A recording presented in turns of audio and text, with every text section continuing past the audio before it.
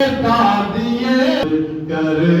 رہے ہیں حفاظت حسین کی آپاس کر رہے ہیں حفاظت حسین کی اور پتھر کے بھی جگر سے بہے گی لہو کی دھار پتھر کے بھی جگر سے بہے گی لہو کی دھار سن لے اگر وہ آ کے شہادت حسین کی سن لے اگر وہ آ کے شہادت حسین کی آخری شعر حاصل کرتا ہوں کہ فرش ادا پہ اس لیے آتی ہے سیدہ فرش ادا پہ اس لیے آتی ہے سیدہ آنکھوں میں ہے جو میری امانت حسین کی آنکھوں میں ہے جو میری امانت حسین کی سینے میں جس کے ہوئی اب میں سستا گزارش کرتا ہوں ہماری شوکت سوئی جناب بلال سبزی پوری صاحب نے گزارش کرتا ہوں تو میں پڑھتے ہیں محمد علی محمد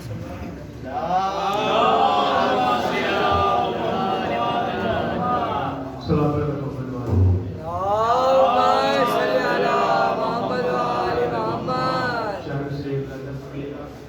جذبات دیکھ دیکھ کے لیلا کے لال کے جذبات دیکھ دیکھ کے لیلا کے لال کے جذبات دیکھ دیکھ کے لیلا کے لال کے وہ جو حواس اڑ گئے بخشیوں ڈھال کے جذبات دیکھ دیکھ کے لیلا کے لال کے وہ جو حواس اڑ گئے بخشیوں ڈھال کے یعقوب دل سنبھال کے مختر میں دیکھنا اکبر نے رکھ دیا ہے کہیں جانی گال کے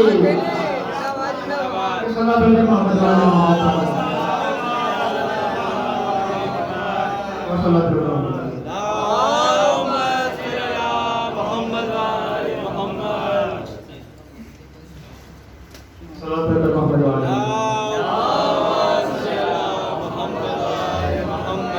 بستر جو مخملی تھا اسے خار کر دیا بستر جو مخملی تھا اسے خار کر دیا جینا فیرون شام کا دشوار کر دیا بستر جو مخملی تھا اسے خار کر دیا جینا فیرون شام کا دشوار کر دیا نیند اس کی باندھ کے زنجیر پا کے ساتھ سجاد نے یزید کو بیمار کر دیا نیند اس کی باندھ کے زنجیر پا کے ساتھ نیند اس کی باندھ کے زنجیر پا کے ساتھ سجاد نے یزید کو بیمار کر دیا سجاد نے یزید کو بیمار کر دیا میں کچھ نہ ہو کے بھی چلتا ہوں سر اٹھائے ہوئے میں کچھ نہ ہو کے بھی چلتا ہوں سر اٹھائے ہوئے غم حسین ہے عزت میری بچائے ہوئے میں کچھ نہ ہو کے بھی چلتا ہوں سر اٹھائے ہوئے غم حسین ہے عزت میری بچائے ہوئے تمام بدعتی فتوے دوائے پاؤں تلے کھڑا ہوں پر جمع عباس کو اٹھائے ہوئے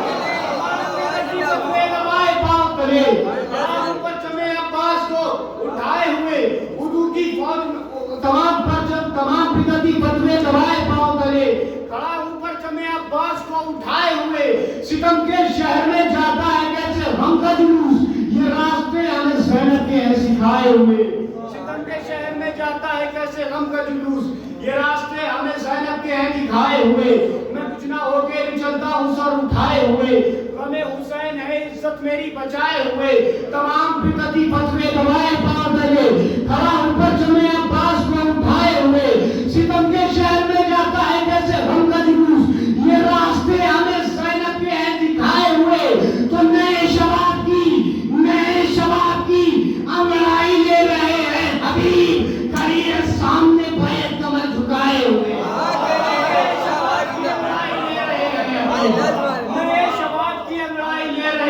حبیب کھڑی ہے سامنے بیعت کمر جھکائے ہوئے صلی اللہ علیہ محمد والے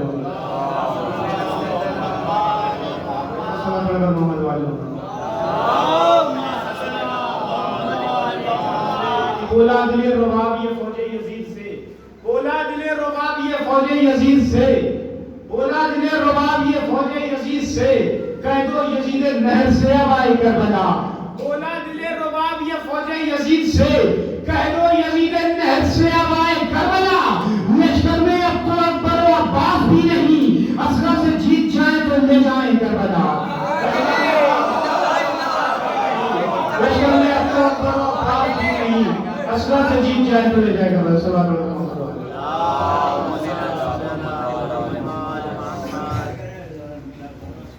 میں سلطان گزاری کرتا ہوں آج جناب شوکت سبیپوری صاحب سے کہ ممبر پہ تشریف لائیں، جناب شوکت سبیپوری صاحب۔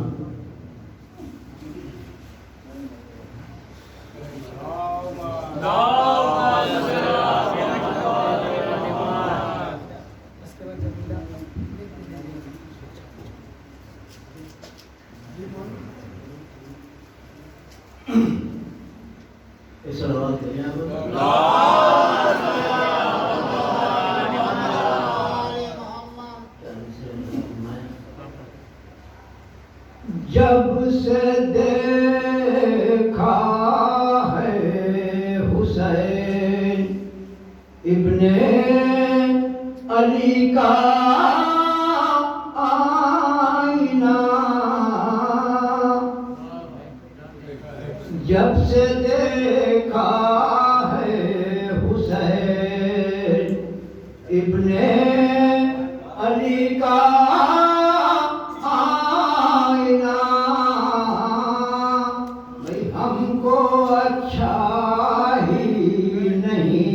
لگتا کسی کا آئینہ،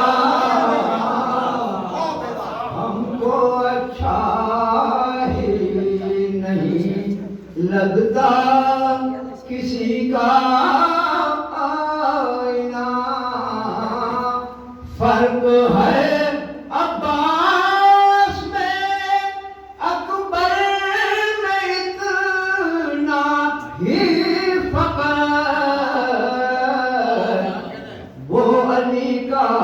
آئینہ ہے یہ نبی کا،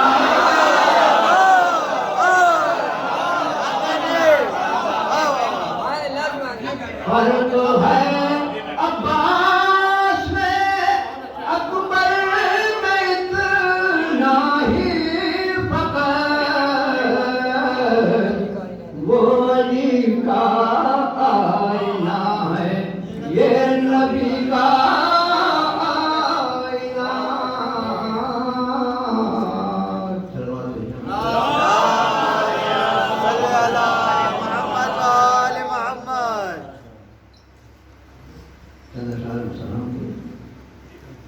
کب دیوانہ میرے حسین کہے،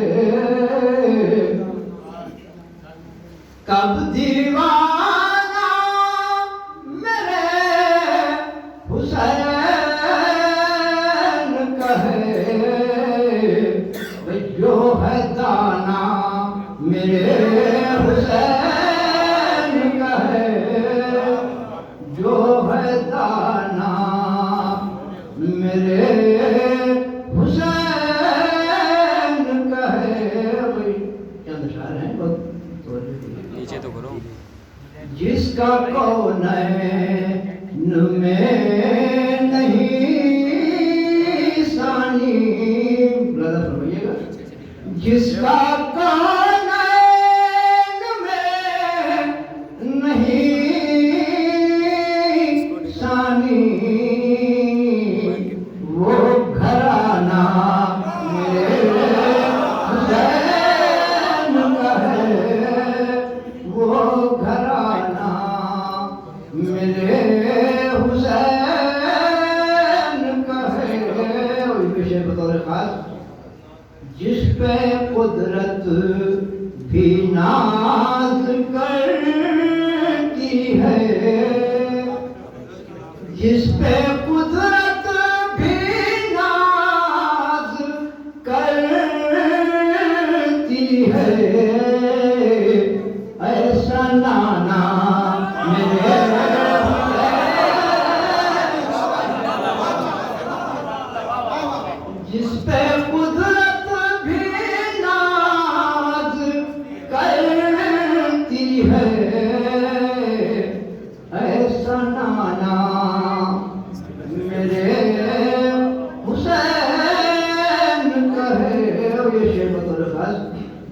جب سے فرش عذاب بچھایا ہے،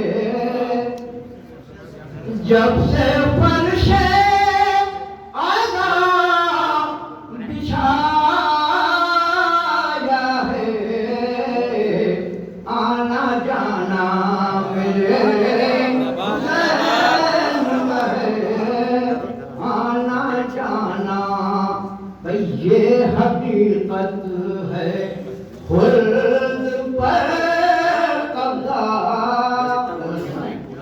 یہ حقیقت ہے، خلد پر لگتا نہیں غم پرانا میرے حسین کا ہے، غم پرانا میرے حسین کا ہے، گرمی حشر سے بچانے کو، گرمی حشر سے بچانے کو، شامیانہ میرے حسین کا ہے۔ اور یہ کافی بدل میں آخر شعر ہے، پھنس گیا ہے یزید تو جس میں،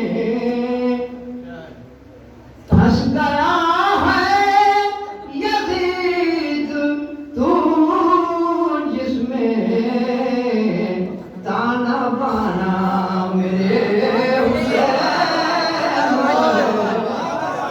پھنس گیا ہے یزید تو جس میں،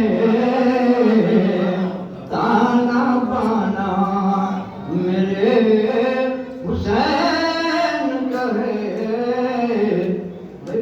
مجھ کو شوکت مزاج بخشا ہوا،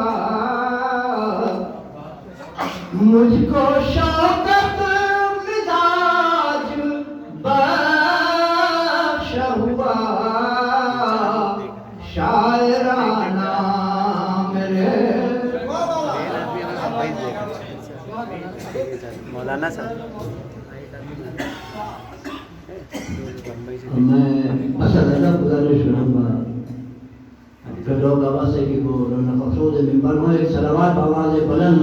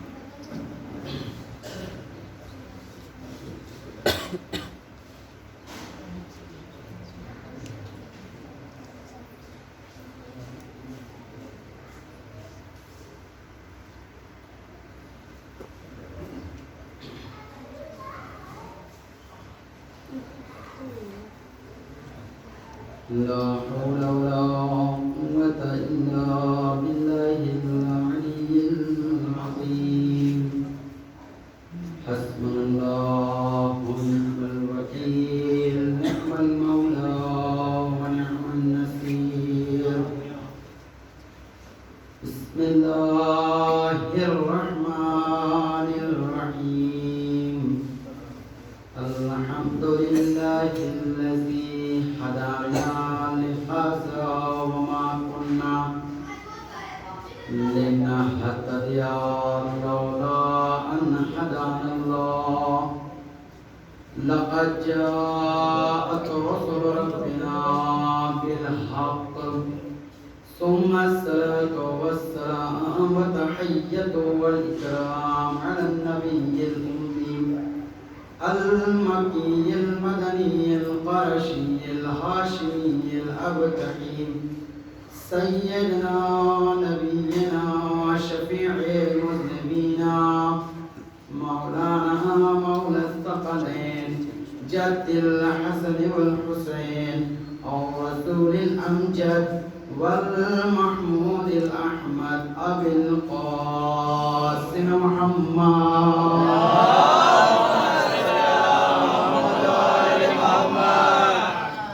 وعلى أهل بيته الطيبين الطاهرين المعصومين المنتخبين المنتجبين ولعنة الله على أعدائهم أجمعين من اللعن إلى قيام يوم الدين.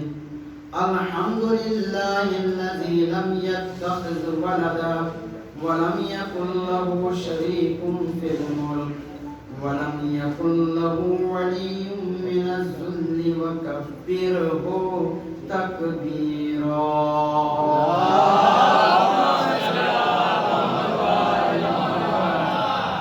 أما بعد فقد قال الله تعالى في القرآن الكريم وهو أصدق الصادقين وقوله الحق بسم الله الرحمن الرحيم فأقم وجهك للدين حنيفا فطرة الله التي فطر الناس عليها لا تبديل لخلق الله ذلك الدين القيم ولكن أكثر الناس لا يعلمون. صلوات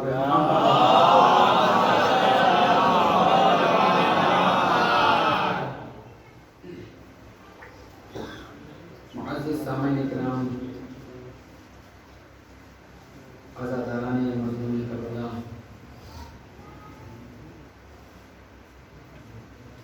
جس آیہ مبارکہ کی تلاوت کا شرف آپ حضرات کی بابرکت بارگاہ میں حاصل کیا، وہ سورہ مبارکہ روم کی آیت نمبر 30 ہے. سورہ روم کی آیت نمبر 30 ہے، جس میں ارشاد خالق آدم و بنی آدم ہو رہا ہے. فَأَقِمْ وَجْهَكَ لِلدِّینِ حَنِیفًا، اپنے رخ حیات کو سیدھے دین کی طرف موڑ لو. کیا حکم ہو رہا ہے؟ اپنے رخ حیات کو سیدھے دین کی طرف موڑ لو. کیوں موڑ لیں؟ کوئی وجہ ہے کہ ایسے ہی اپنے چہروں کو سیدھے دین کی طرف کر لیں؟ کس لیے موڑ لیں؟ کس وجہ سے موڑ لیں؟ آواز قدرت آئی. فطرۃ اللہ التی فطر الناس علیہا، اس لیے موڑ لو سیدھے دین کی طرف اپنے چہروں کو کیونکہ خداوند عالم نے تمام انسانوں کو اپنی فطرت پر پیدا کیا. اس لیے موڑ لو اپنے رخ حیات کو سیدھے دین کی طرف موڑ لو. کیوں؟ اس لیے کہ پروردگار عالم نے تمام انسانوں کو اپنی فطرت پر خلق کیا ہے. لا تبدیل لخلق اللہ، اس کی بناوٹ میں کوئی تبدیلی واقع نہیں ہو سکتی. ذالک الدین القیم، یہی وہ دین ہے جو ٹھوس، محکم اور مستحکم دین ہے. ولیکن اکثر الناس لا یعلمون، لیکن اس کے بارے میں اکثر افراد نابلد ہیں، جاہل نہیں جانتے ہیں. صلوات محمد علیہ.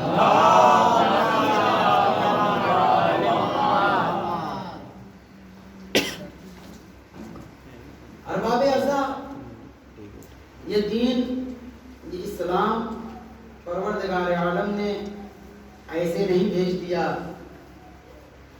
اس دین کو، اس اسلام کو بہت سی صفات کے ساتھ بھیجا ہے. اس کائنات میں تنہا لفظ دین دے کر نہیں بھیجا ہے. جیسا کہ آپ دیکھیں قرآن کریم کی بہت سی اصطلاحیں ہیں جو اس دین کے بہت سے صفات کے اوپر دلالت کرتی ہیں. مثلا سورہ بقرہ میں ارشاد ہوتا ہے بسم اللہ الرحمن الرحیم وَوَصَّى بِهَا إِبْرَاهِيمَ بَنِي وَيَعْقُوبَ يَا بَنِيَّ. جناب ابراہیم نے اپنے فرزند سے اور جناب یعقوب نے بھی اپنے فرزندوں سے وصیت کی. کیا وصیت کی؟ ان اللہ اصطفیٰ لکم الدین فلا تموتن الا وانتم مسلمون. میرے بچوں، اپنی مرضی سے دین کو قبول مت کرنا، اپنی مرضی سے دین کا اختیار مت کرنا.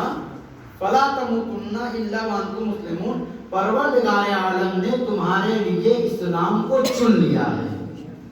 پروردگار عالم نے دین کو تمہارے لیے چن لیا ہے. اپنی مرضی سے نہ چننا، اور تم کو موت نہیں آ سکتی جب تک کہ تم دائرہ اسلام میں نہ آ جاؤ. فلا تموتن الا وانتم مسلمون. تم نہیں مرو گے مگر یہ کہ تم مسلمان ہو گے. تو یہاں ایک صفت پروردگار عالم نے کیا بیان کی؟ صفت استفاء. دین ایسے ہی نہیں ہے. استفاء کا مطلب ہے چنا ہوا، انتخاب کیا ہوا.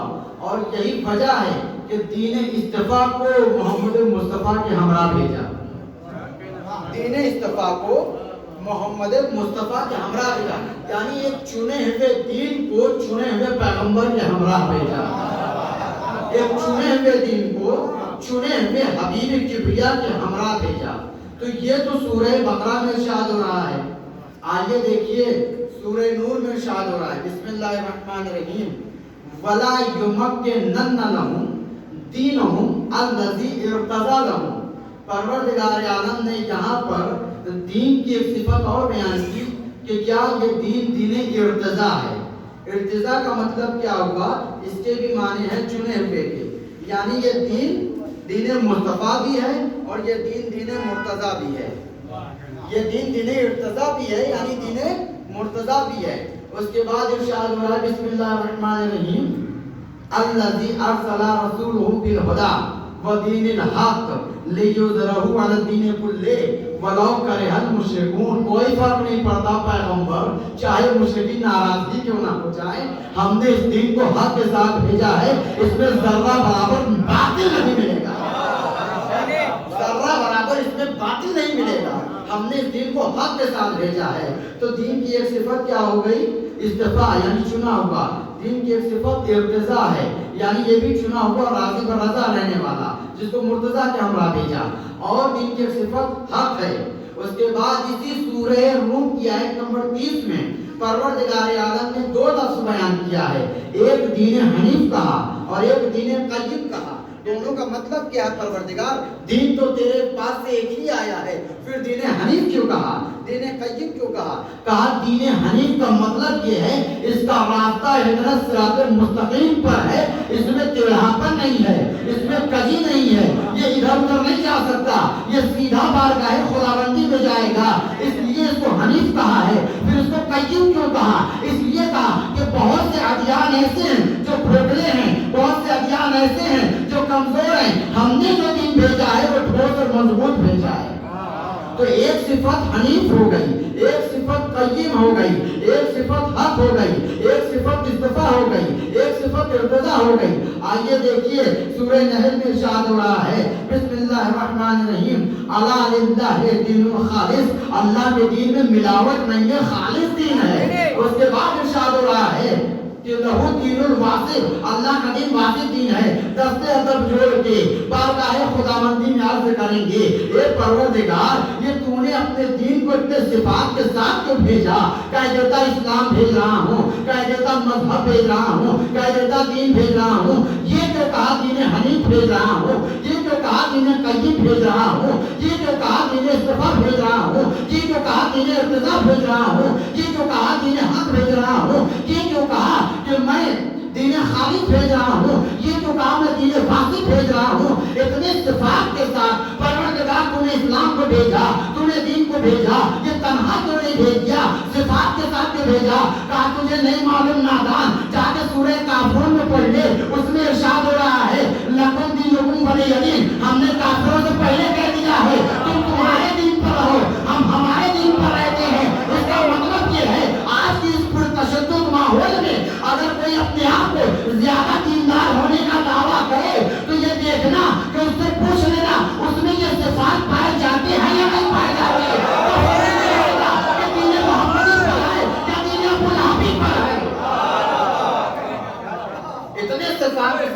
دیکھنا کہ حق ہے کہ نہیں ہے، خالص ہے کہ نہیں ہے۔ اتنے صفات کے ساتھ اس دین کو بھیجا ہے، اس لیے بھیجا پرتشدد دور چل رہا ہے۔ بالخصوص ہمارے لیے حالات صحیح نہیں ہیں۔ ایسے حالات میں اگر کوئی چولہا بدل کر اسلام کا آ کے تم سے کرنے لگے تو اس کے رنگ اور ڈھنگ کو دیکھ کے سمجھ لینا اس میں حق پایا جاتا ہے کہ نہیں پایا جاتا، یہ سیدھے راستے پر ہے کہ نہیں ہے، آگے یہ ٹھوس اور مضبوط ہے کہ نہیں ہے۔ اس لیے صفات کے ساتھ بھیجا ہے۔ دین مبارک اور دین قیم یہ آیا کس لیے؟ وجہ ہے نا، اسلام میں ہر چیز کی وجہ ہے، خالی لنکرانی نہیں ہے قرآن کریم نے کہہ دیا تو کہہ دیا، نہیں، وجہ آیا کس لیے؟ یہ عقول بشری کو درس آگہی دینے آیا ہے، شعور دینے کے لیے آیا ہے، ایسے نہیں۔ یعقوب الدین قائد غور المحجرین، غالب کل غالب، مطلوب کل طالب، حضرت علی ابن ابی طالب علیہ السلام۔ دیکھیں ہم آپ سے کہیں گے نہیں سلوات پڑھنے کو، آپ کی اپنی ذمہ داری ہے سلوات پڑھنا۔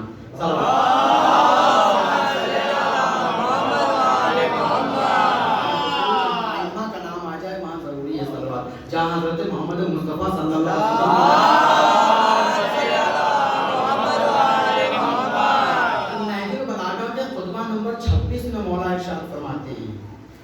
وجہ کیا ہے دین اسلام کو بھیجنے کی پروردگار کو؟ ورنہ آپ دیکھیں اسی سرزمین ہندوستان میں 1000 مذہب پائے جاتے ہیں۔ کتنے مذہب پائے جاتے ہیں؟ 1000۔ یہ تو مشہور جو ہے صرف ہماری زبان پر ہیں، ہندوازم ہے، بدھزم ہے، سکھزم ہے، جینزم ہے، اور اس میں جو ہے یہ مسلمان ہیں اور دیگر جو ہے مذاہب پائے جاتے ہیں، سکھ ہے اور پنجابی اور جتنے بھی ہوتی ہے نہ، تو ان کے اندر جتنی شیخیں نکلتی جائیں گی وہ سب کے سب 1000 بنتی ہیں۔ یہ 1000 دین موجود تھا، اس کے بعد دین کو بھیج رہا ہے پروردگار۔ 1000 مذہب موجود ہیں، اس کے باوجود دین اسلام کو بھیج رہا ہے، تو کوئی تو خاص بات ہوگی تبھی تو دین کو بھیج رہا ہے۔ وہ بات کیا ہے؟ پروردگار بتلانا چاہ رہا ہے کہ حقوق انسانی، بہت توجہ رکھیے گا، حقوق انسانی کا جتنی رعایت اسلام نے کیا ہے کسی اور مذہب میں نہیں پائی۔ جتنے حقوق ہیں اور ان سب کو کما حقون کے منصب تک پہنچانا یہ اسلام کا کام ہے، سب کے حقوق کے ساتھ رعایت کرنا۔ مولا امیر المومنین ارشاد فرماتے ہیں کہ خدا کی قسم جس وقت محمد عربی حضرت محمد مصطفیٰ صلی اللہ علیہ وسلم نے عالمین کے لیے نذیر و بشیر بنا کر بھیجا، اس وقت تم گروہ عرب بدترین دین کے مالک تھے۔ کون کہہ رہا؟ مولا کائنات کہہ رہے ہیں تم گروہ عرب بدترین دین کے مالک تھے، نہ ہنجار اور نہ ہموار زمینوں میں زندگی بسر کرتے تھے، سانپوں کے درمیان تم زندگی بسر کرتے تھے۔ مولا ارشاد فرماتے ہیں غلیظ پانی تم پیتے تھے اور بدبودار غذائیں کھاتے تھے، بدھ تمہارے درمیان نظم تھا، قتل تمہارے درمیان عام ہو چکا تھا۔ یہ کیا ہے؟ کیا یہ انسان، یہ مذہب یا یہ عرب والے جس دین کے پیروکار تھے، کیا یہ حقیقت میں کسی کو راہ راست پر لا سکتے تھے؟ نہیں لا سکتے تھے۔ مولا کائنات اسی چیز کو بتا رہے ہیں، اسلام سے پہلے عرب بدوؤں میں کتنی جہالتیں پائی جاتی تھی، صرف ان کو اگر آج گنوا دیا جائے تو یہ بچے ہنستے نظر آئیں گے، جن کو وہ لوگ بہت فخر و مباحث سے بیان کرتے تھے کتنی جہالتیں پائی جاتی تھی۔ اس لیے پروردگار کہتے ہیں ہم نے تمہیں عقل و شعور اور آگہی دیا ہے، جاہل رہنا پروردگار کو پسند نہیں ہے، جہالت پسند نہیں پروردگار کو، پروردگار علم کو پسند کرتا ہے۔ اور یہ آپ بھی جانتے ہیں جو عالم ہوتا ہے چاہے دنیاوی علم رکھتا ہو یا دینی علم رکھتا ہو، کوئی کرے نہ کرے قدرت اس کی عزت کرواتی ہے۔ علم کی اہمیت ہے، جہالت کی کوئی اہمیت نہیں ہے، علم کی اہمیت ہے۔ تو یہ جاہل عرب بدو کتنی جہالت کرتے تھے، یعنی یہاں تک کہ مرجع علی قدر حضرت آیت اللہ العظمہ آقا جعفر سبحانی دامازدہو نے ایک کتاب لکھی ہے فراز ہے از تاریخ پیغمبر اسلام، یعنی رسول اللہ صلی اللہ علیہ وسلم کی جو ہسٹری لکھی ہے، تو اس میں بہت سی چیزیں گنوائی ہیں کہ کون کون سی جہالتیں پائی جاتی تھیں عرب میں، کون کون سی جہالتیں جس پر وہ فخر کرتے نظر آتے تھے. اس میں آقا بیان فرماتے ہیں سب سے پہلی چیز اور جو جہالت یہ تھی کہ وہ ایک گائے کو لیتے تھے اور اس کو پہاڑ پر لے کے چلے جاتے تھے. کہاں تک اس میں سے اسلام سمجھ میں آئے گا، کہاں اس میں علم سمجھ میں آئے گا؟ جہالت سے بھرپور دوران جاہلیت قبائل عرب میں لے کے جاتے تھے پہاڑ پر، اور جب بارش نہیں ہوا کرتی تھی تو لکڑیاں جمع کرتے تھے اور آگ جلاتے تھے، اور آگ جلانے کے بعد گائے کی دم پر جلتی ہوئی لکڑی کو باندھ دیتے تھے. گائے کی دم پر جلتی ہوئی لکڑی کو باندھ دیتے تھے. اب جب ظاہر سی بات ہے ہمیں اگر کوئی انگارہ سڑا ہے تو ہم کو بھی گئی چیخ تو نکل ہی آئے گی، چیخ بسا کے وہ جانور کچھ کہہ نہیں پا رہی ہے. جب وہ چیختی ہوئی نیچے آتی تھی تو کہتے تھے دیکھو وہ بادل گرج رہا ہے. کتنی بڑی بے عقلی کی بات. یہ کہیں تک دور دور سے علم کا شائبہ تک نہیں ہے ان کے اندر. جب وہ چیختی تھی کہتے تھے دیکھو یہ بادل گرج رہا ہے اور اس کے پیچھے جو یہ آگ نہیں چل رہی ہے بلکہ یہ بجلی ہے، اب بارش ہوگی. یہ پہلی جہالت، یہ لکھا ہے کتاب میں ملے گا. پہلی جہالت ہے یہ، پہلی جہالت. دوسری جہالت کیا تھی؟ جب بھی کوئی مادہ اونٹنی پانی نہیں پیتی تھی تو تازیانے لے کر آتے تھے، نر کو مارتے تھے، اس کو سمجھاؤ کہ وہ پانی پیے. ارے کہاں جو آپ کو شعور رکھنے والی گھر کی بیوی جب نہیں سنتی ہے تو اونٹنی کیا سنے گی؟ اس کو تازیانے سے مارتے تھے، اس سے کہو پانی پیے. تیسری چیز کیا تھی ان کی جہالتوں میں؟ تیسری چیز یہ تھی کہ جب بھی کوئی مر جاتا تھا عرب میں، اسلام سے پہلے جب علم کا شائبہ تک نہیں تھا، کوئی مر جاتا تھا عرب میں تو جب اس کو دفنا دیتے تھے تو اس کی جو سواری گھوڑا یا اونٹ ہوتا تھا اس کو بھی قبر کے بغل میں گڈھا کھود کے زندہ گاڑ دیتے تھے، زندہ گاڑ دیتے. جب پوچھا جاتا تھا کہ تم ایسا کیوں کر رہے ہو، ہیں تمہیں کہ جو جان لے رہے ہو، تم کو کون حق دیتا ہے کہ تم کسی کی جان لو؟ تو کہتے تھے ارے کیسی بات کرتے ہو، یہ جو پوری زندگی سواری سے چلا ہے اب جب روز آخرت اٹھایا جائے گا تو کیا پیدل جائے گا؟ کیا یہ پیدل جائے گا؟ ظاہر سی بات نہیں ہے، تو سواری سے نہ جائے گا تو اس کی سواری کیوں نہ اس کے ساتھ جائے؟ یہ کرتے تھے. جب کسی بچے کا دانت ٹوٹ جاتا تھا تو سورج کی طرف اشارہ کر کے کہتے تھے اس مرتبہ تو میرے بچے کا دانت لے لیا ہے، اب اگلی برس اچھا اور مضبوط دانت دینا. کاش کے ان پتوں کو بتا دیتا تو کس سے مانگ رہا ہے؟ سورج سے مانگ رہا ہے جو اپنے وجود میں خود اس کی کرن کا محتاج ہے. اپنے وجود میں روزمرہ کی زندگی میں چمکنے دمکنے میں ذات واحد لا شریک کا محتاج ہے، اس کی طرف تم اشارہ کر کے کہہ رہے ہو. اس کا مطلب جہالت کہاں تک پہنچ چکی تھی؟ کہاں تک جہالت پہنچ چکی تھی؟ جب بھی کسی گاؤں یا دیہات میں جایا کرتے تھے تو گاؤں دیہات میں داخل ہونے سے پہلے 10 مرتبہ گدھے کی آواز نکالتے تھے. جب ان سے پوچھا جاتا تھا تم ایسا کیوں کر رہے ہو تو کہتے تھے گاؤں کے جو بھوت پریت ہیں وہ ہم سے چوٹ نہ جائیں، ہم سے لپٹ نہ جائیں. کچھ چیز بھول جایا کرتے تھے تو اپنی قمیض کو الٹا کر کے پہن لیا کرتے تھے، کہتے تھے اب یاد آ جائے گی. یہ سب جہالتیں ہیں، یہ سب جہالتیں ہیں. کیا اسلام ان چیزوں کو مانتا ہے؟ کیا مذہب ان چیزوں پہ ایکسپٹ کرتا ہے؟ ہرگز نہیں. اسلام ان سب سے کہیں بلند و بالا چیز کا نام ہے. آج آپ دیکھیں صحنۂ کائنات میں جتنی عزت اسلام نے لوگوں کو عطا کی ہے اور دیگر مذاہب میں نہیں ہے. لوگوں کا کیسے احترام کرنا ہے، بچوں سے کیسے گفتگو کرنی ہے، بڑوں سے کیسے برخورد کرنی ہے، بزرگوں کا کیسے واجب الاحترام، یہ سب اسلام نے بتایا ہے. دوسرے مذہب والے نہیں بتائیں گے. دوسرے مذہب میں تو اگر شوہر مر جاتا تھا تو زبردستی اس کی بیوی کو جو ہے زندہ جلا دیا جاتا تھا، تاریخ گواہ ہے. لیکن اسلام نے ایسا نہیں کہا ایک مر گیا کوئی بات نہیں، تمہارے لیے زندگی گزارنے کے ہزاروں راستے ہیں. یہ اسلام نے جینے کا ہنر سکھایا ہے، یہ مذہب نے لوگوں کو زندگی گزارنے کا اور جینے کا ہنر بتایا ہے. ایسا نہیں ہے. آپ دیکھیں پورے عالمی اسلام میں حتیٰ کہ وہ جو اسلامی ممالک تھے، آج دیگر مذاہب میں خواتین کی کیا ویلو ہے، کیا وقت ہے؟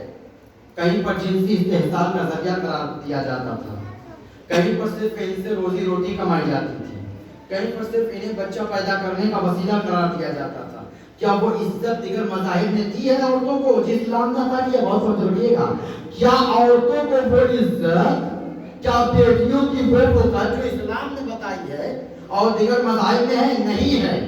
صرف واحد اسلام ہے جس نے آ کر بتایا ہے کہ بھائی مردوں کبھی بھی اپنے ذہن میں اس بات کو نہ مانا کہ عورتیں تم سے کم درجہ ہوتی ہیں، کبھی بھی اس بات کو نہ مانا کہ بیٹیوں کی کوئی وقت نہیں ہوا کرتی ہے۔ نہیں، ہمارے ہاں بیٹیوں کی بھی عزت ہوتی ہے، ہمارے یہاں عورتوں کا بھی مقام پایا جاتا ہے۔ اور یہی نہیں، قرآن کریم میں بتا دیا پروردگار عالم نے کہ کیا مقام ہے عورتوں کا۔ مردوں کا بھی یہ مت سمجھنا کہ عورتیں تم سے پست ہیں، تم سے نیچے ہیں، کبھی ان کی بے احترامی نہ کرنا، ہمیشہ احترام کے ساتھ پیش آنا، لیکن ان کے ساتھ پیش آنا جو دائرہ اسلام میں عورت کو عورت سمجھ کے ہو،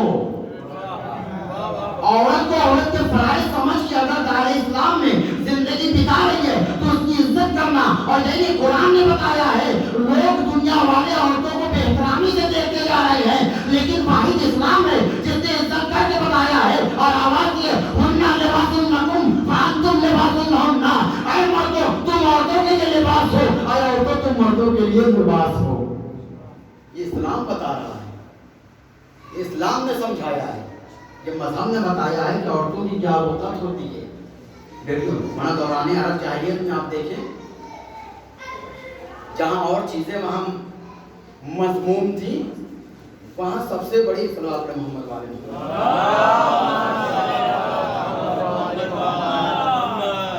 سب سے زیادہ بری چیز یہ تھی کہ اپنے خون جگر کو اپنے ہاتھوں سے زندہ درگور کرتے تھے، اپنے خون جگر۔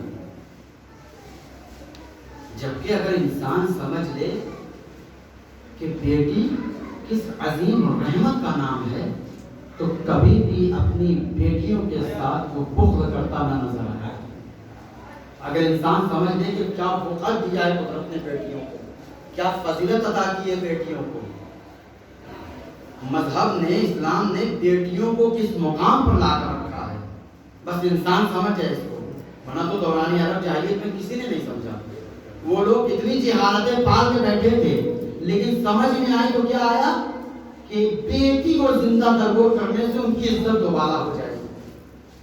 ان کی سمجھ میں یہی بات آئی، اور قرآن کریم میں سورہ نحل میں ارشاد بھی ہو رہا ہے، بسم اللہ الرحمن الرحیم، فَإِذَا بُشِّرَ أَحَدُهُم بِالْأُنثَىٰ ظَلَّ وَجْهُهُ مُسْوَدًّا وَهُوَ كَظِيمٌ۔ بہت غور سے سنیے گا بیٹیوں کے بارے میں۔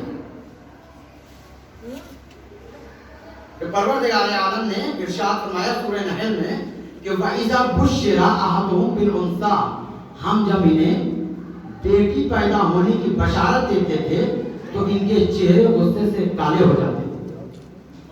جب ہم کہتے تھے کہ تمہارے یہاں بیٹی پیدا ہوگی تو ان کے چہرے غصے سے کالے ہو جایا کرتے تھے، جبکہ بیٹی کی پیدائش پہ پوری کائنات میں تمام باپ کو چاہیے، جتنے بھی والدین ہیں چاہیے کہ وہ خوشی کا اظہار کریں۔ ہے کہ نہیں؟ ہمارے ہندوستان میں بھی ایسی باتیں رسمیں ہیں کہ نہیں؟ ننیال والے ناراض ہو جاتے ہیں، ددیال والے ناراض ہو جاتے ہیں بیٹی کی پیدائش پہ، ہے کہ نہیں؟ باتیں رسم ہے کہ نہیں ہمارے یہاں؟ یہ کیسا سچا اور کڑوا سچ ہے یہ جو ہم سے گھوٹا نہیں جاتا ہے۔ یعنی بس ہر انسان کو یہ ہے کہ جو ہے بس بیٹے کر لے جائیں گے۔ ارے کاش کہ کوئی سنجیدگی سے یہ تو سوچے، آج کے دور میں جتنا بے باپ کا نام بیٹیاں روشن کر رہی ہیں، بیٹے نہیں کر رہے ہیں۔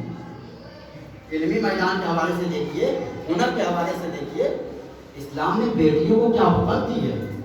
اچھا یہ عرب والے اپنی بیٹیوں کو زندہ درگور کرتے کیوں تھے؟ وجہ کیا تھی؟ کیوں یہ زندہ دفنا دیا کرتے تھے؟ بیٹی کو بیٹی کیوں نہیں سمجھتے تھے؟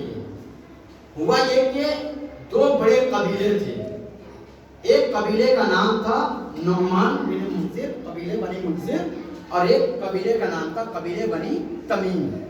قبیلے بنی تمیم کا سید و سردار جس کا نام عاصم تھا، اور قبیلے بنی منذر کا سید و سردار جس کا نام تھا نعمان بن منذر۔ ان لوگوں میں گھمسان کی لڑائی ہوئی، ان لوگوں میں घमासान की लड़ाई हो। अच्छा, लड़ाई का दस्तूर ये था कि जो हार जाता था तह डाल दिया करता था। नौमान बिन मुंजिर जीत गया, कबीले बनी तमीम के सैयद और सरदार आसिम की बेटियों को भी असीर करके वो फारस ले आया, ईरान ले आया, और लाने के बाद जिंदान में सबको डरवा दिया। कुछ दिनों के बाद उसने ऐलान किया कि जितनी भी लड़कियों को हम लेके आए हैं, जितनी भी बेटियां अपने वालिदैन से जुदा हुई हैं, वो चाहें तो यहाँ पर इन गुलामों के साथ शादियां करके यहीं जिंदगी बसर करें, या चाहें तो मैं इजाजत देता हूँ अपने वालिदैन के हमरा अपने वतन चली जाएं। उसी में 2 से 3 बेटियां जिसकी थी, आसिम की भी थी जो कबीले बनी तमीम का सैयद और सरदार था।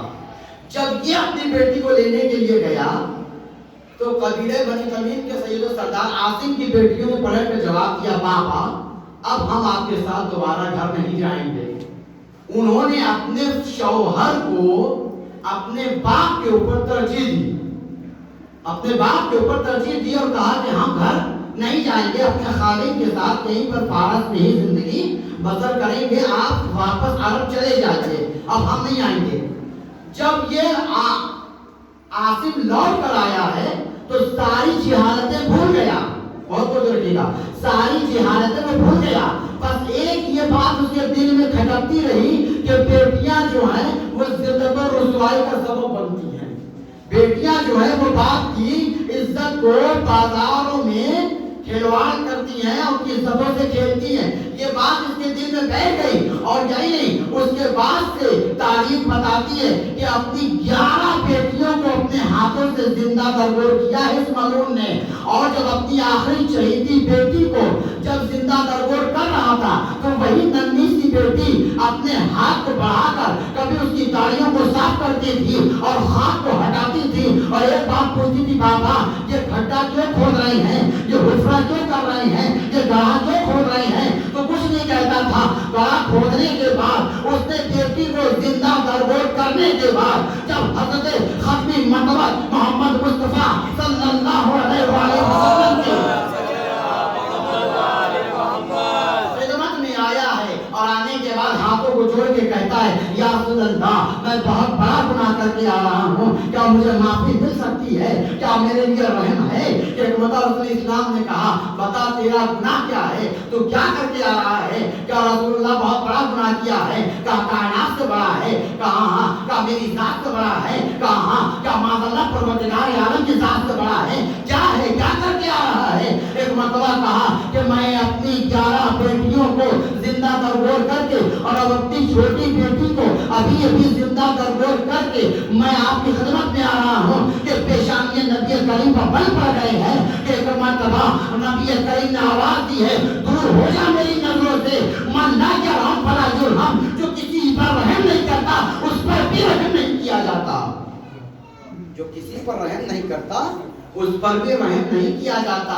ऐसे पुरतशद्दुद दौर में, ऐसे माहौल में, ऐसे तंगो तारीख माहौल में जहाँ पर जिहालत भर किए हुए थी, ऐसे माहौल में अगर परवरदिगार आलम अपने हबीब को कौसर के नाम पर एक अतिया अता कर दे, और ऐसा कौसर अपनी बेटी की शक्ल में कौसर अता कर दे कि जिसके अता करने के बाद पैगंबर में भी हुक्म हो रहा है, ए मेरे हबीब ये जो मैंने फातिमा अता किया है, ये जो आपकी बेटी अता किया मैंने, ये जो मैंने कौसर अता किया है, इसे मामूली तोहफा ना समझिएगा।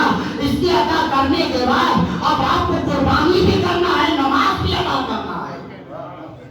मामूली मरना नहीं है बेटी की पैदाइश के बाद, पैगंबर को जब अता हो रहा है। और ऐसे माहौल में जनाब सैयदा ने बताया है कि एक बाप के लिए सबसे बड़े फख्र की बात यह होती है कि उसकी बेटी अपने आप को इफ़्फ़त और पाकदामनी के आला मेयार पर पहुंचा दे, सबसे बड़ा। और यकीन जानिएगा, माशरे में वही बाप सर उठा के चलने के लायक है जिसकी बेटी का सर माशरे में झुका रहता है। बेटियां वही कहलाने के लायक हैं बेटी जिसके बाप का सर इस कल्चर में, इस फरहंग में ऊंचा रहे, वो बेटी कहलाने के लायक है। सबसे बड़ी चीज जो है एक बेटी के अंदर वो है हया होनी चाहिए। حجاب ہونا چاہیے، عفت ہونی چاہیے، پاک دامنی ہونی چاہیے ایک بیٹی کے اندر۔